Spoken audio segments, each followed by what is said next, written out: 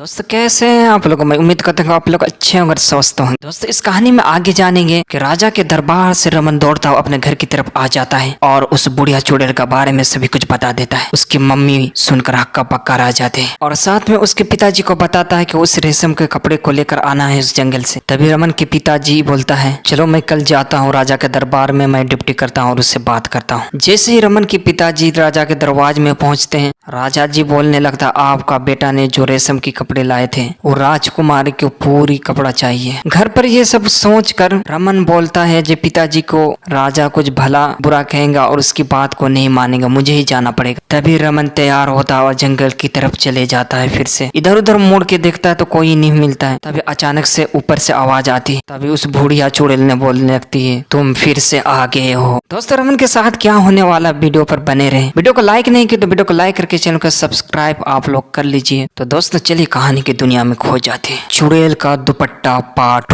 रमन उदास होकर घर पहुंचा। राधा ने पूछा हो गई नौकरी? रमन ने हाँ में सर हिला दिया। फिर राधा ने पूछा कैसे रही, कोई दिक्कत तो नहीं हुई? रमन बोला नहीं। तभी अंदर से संजू निकला और बोला कैसे तू सुस्त सा हो गया, किसी ने कुछ कहा क्या? रमन चारपाई पर बैठते हुए बोला बाबूजी एक समस्या होगी, समाधान समझ में नहीं आ रहा है। संजू बोलता सामने आकर बोला कैसी समस्या, पूरी बात बता। रमन सारी बात बता देता है। राधा और संजू की आंखें खुली रह जाती। संजू बोलता ये सब आज ही होना था। रमन बोलता मैं क्या करता बाबूजी, मैंने तो बस अपनी नौकरी की। संजू बोलता बेटे तुम्हें उस जंगल में नहीं जाना था, वो मायाती ताकतों से भरा हुआ, मगर वो जाते तो हटी राजकुमार रात में ही सजा दे देती तुम्हें। चलो आज मैं जाता हूँ तो बात करता हूँ। राधा बोलती है क्या वो राजकुमार तुम्हारी बात मानेगी? तुम पहले से बता रहे कि वो बहुत हटी है, उसे चुड़ैल के उसके दुपट्टे से क्या मतलब है, उसे तो बस वो कपड़ा चाहिए। संजू बोलता चलो शाम में मैं याद करता हूँ, जरूरत पड़ी तो राजा साहब से गुहार लगाऊंगा। शाम को जब वो हथियार लेने मुंशी के पास पहुंचा तो मुंशी उसके कुछ बोलने से पहले ही बोला संजू तुम्हारा लड़का जो कपड़ा लाया था और राजकुमारी ने जो मंगाया था उसके लिए राजकुमारी ने 1 हफ्ते का वक्त दिया है, कह देना कि ले आए। संजू चुपचाप पहरेदारी पर लग जाता है। उधर रमन को पता था कि ना तो राजा और ना राजकुमार कोई भी बाबूजी की बात नहीं मानेंगे, मुझे ही कुछ करना होगा। वो उठार तैयार होकर जंगल की ओर बढ़ गया। एक चिट्ठी अपने बिस्तर के नीचे रखती कि मैं इस समस्या का हल खोजने रहा, जल्दी लौटूंगा। जंगल में रमन ने प्रवेश किया और उसी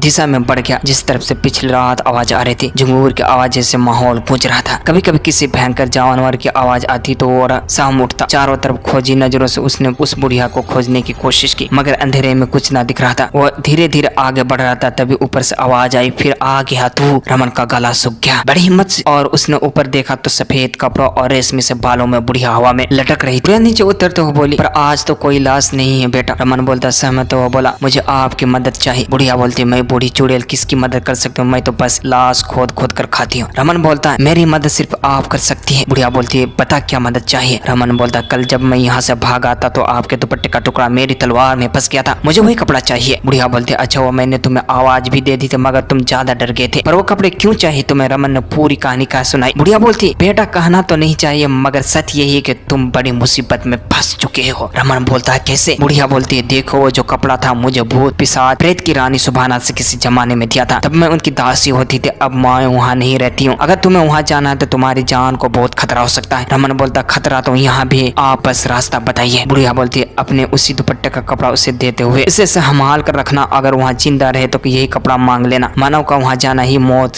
के बराबर है। रमन कपड़ा रखते हुए बोलता है आप बस रास्ता बताएं, बाकी मेरा नसीब देखो कहाँ ले जाता है। बुढ़िया उस जंगल के उत्तरी छोर पर एक विशाल बरगद वृक्ष है, वहाँ जाकर कहना महारानी सुभाना से मिलना है, वहाँ से सफर प्रारंभ होगा तुम्हारा। रमन ने बुढ़िया को धन्यवाद दिया और उत्तरी छोर की ओर बढ़ गया। कुछ देर में उस विशाल वृक्ष के सामने था। बड़ी हिम्मत करके उसे बुढ़िया के बताए शब्द दोहरा दिए। एक जोरदार गड़गड़ाहट के बाद वो बरगद वृक्ष के चीर गया और एक दरवाजा दिखने लगा। रमन दरवाजे के पास गया और उसे छुआ तो चर चर की आवाज के साथ खुल गया। रमन ईश्वर का नाम लेकर अंदर घुसा। दरवाजा धीरे धीरे बंद हो गया। रमन के सामने देखा तो नरकंकाल के डर लगे हुए थे। दोस्तों क्या नरकंकाल रमन को मार देंगे? दोस्तों क्या रमन उस कपड़े को हासिल कर पाएगा? रमन के साथ आगे क्या होगा जानने के लिए वीडियो को लाइक करके चैनल को सब्सक्राइब फॉलो करके कमेंट में पार्ट 3 लिखें।